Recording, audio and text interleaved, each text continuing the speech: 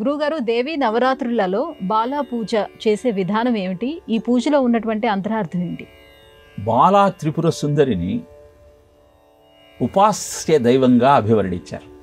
బాలా పూజ అంటే 2 ఏళ్ల వయస్సున్నటువంటి కన్య నుంచి 10 ఏళ్ల వయస్సు ఉన్నటువంటి అమ్మాయి దాకా వీరందరినీ ఆ జగన్మాత స్వరూపంగా భావించి ఆరాధించేటువంటి విధానమే బాలా పూజ, కుమారీ పూజ అని చెప్పబడింది. 2 ఏళ్ల అమ్మాయిని కుమారి అంటారు, 3 ఏళ్ల అమ్మాయిని త్రిమూర్తి అంటారు, 4 ఏళ్ల అమ్మాయిని కళ్యాణి అంటారు, 5 ఏళ్ల అమ్మాయిని రోహిణి అంటారు, 6 ఏళ్ల అమ్మాయిని కాళిక అంటారు, 7 ఏళ్ల అమ్మాయిని శాంభవి అంటారు, 8 ఏళ్ల అమ్మాయిని చండిక అంటారు.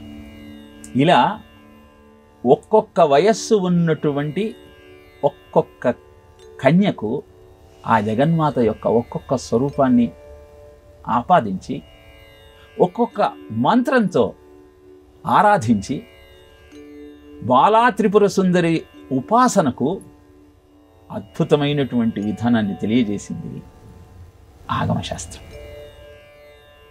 శాక్తేయంలో తెలియజేయబడినటువంటి ఈ విధానాన్ని ఆచరిస్తే అతి క్లిష్టమైన సమస్య కూడా పరిష్కరింపబడుతుంది.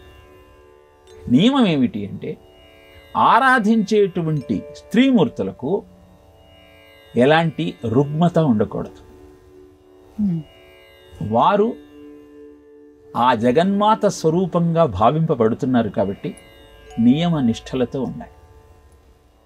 హోమాలతో, జపాలతో, బాలా పూజలతో అమ్మవారిని ప్రసన్నం చేసుకుని అనుకున్న కోరికలనన్నింటినీ, అభీష్టాలనన్నింటినీ అందుకునేటువంటి విజ్ఞానమే కుమారీ పూజ లేక బాలా పూజగా చెప్పబడింది. ఈ దేవీ నవరాత్రులలో ఈ బాలా పూజను విశేషంగా చేస్తూ ఉంటారు. అలా అద్భుతమైనటువంటి ఆశయంతో అనుకున్న అభీష్టాలన్నింటినీ అందుకోవాలన్న సంకల్పంతో బాలా త్రిపుర సుందరి ఉపాసన మార్గమే బాలా పూజగా తెలియజేస్తుంది.